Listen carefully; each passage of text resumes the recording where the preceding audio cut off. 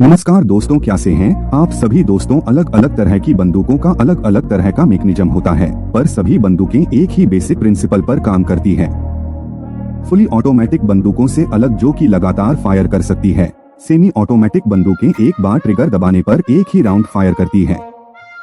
यह एक 9mm semi automatic पिस्तौल है। इस वीडियो में हम देखेंगे कि समय ऑटोमेटिक हैंडगन्स और पिस्तौलें कैसे काम करती है। यह एक कार्टून्स या कार्ट्रिज है।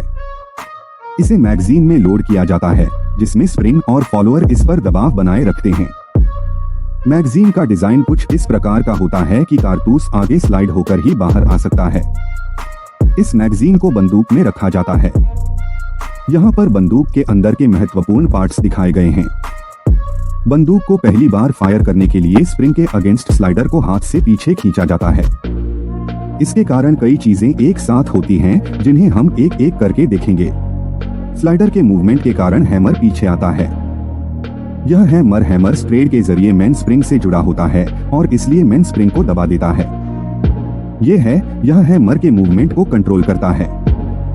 जब स्लाइडर पीछे जाता है, तब सीआर लीफ स्प्रिंग के दबाव में हैमर के साथ इंगेज हो जाता है और हैमर को वापस जाने से रोकता है।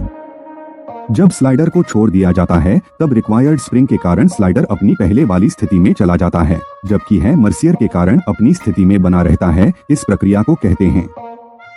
जब स्लाइडर पीछे आता है, तो इस पर बने प्रोजेक्शन बैरल को पीछे की ओर धकेलते हैं, जिसके कारण बैरल कुछ नीचे हो जाता है और इसलिए अब इसमें कारतूस आसानी से भरा जा सकता है। जब स्लाइडर वापस लौट रहा होता है, तो यह एक कारतूस बैरल में ले जाता है और बैरल को अपनी पहले वाली स्थिति में धकेल देता है। कारतूस का पिछला हिस्सा ट्रैक्टर में फंस जाता है, जो कि स्लाइडर से जुड़ा होता है।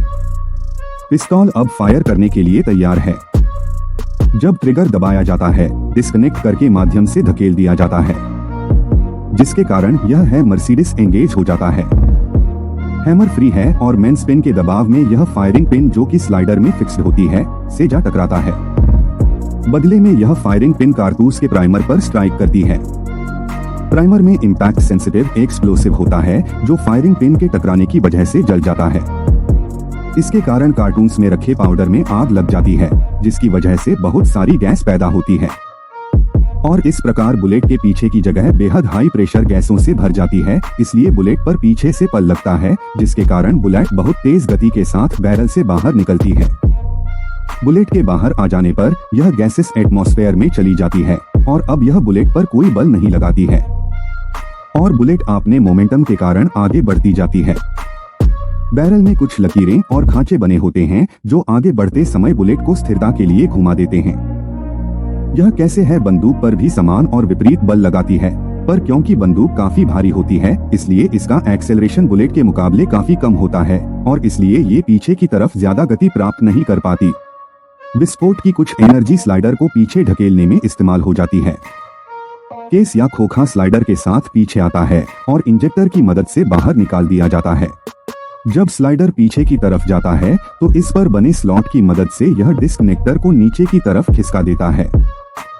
अब ट्रिगर और सीवर अलग हो गए हैं और इसलिए ट्रिगर दबे होने पर भी सिर है मर के साथ इंगेज हो सकता है।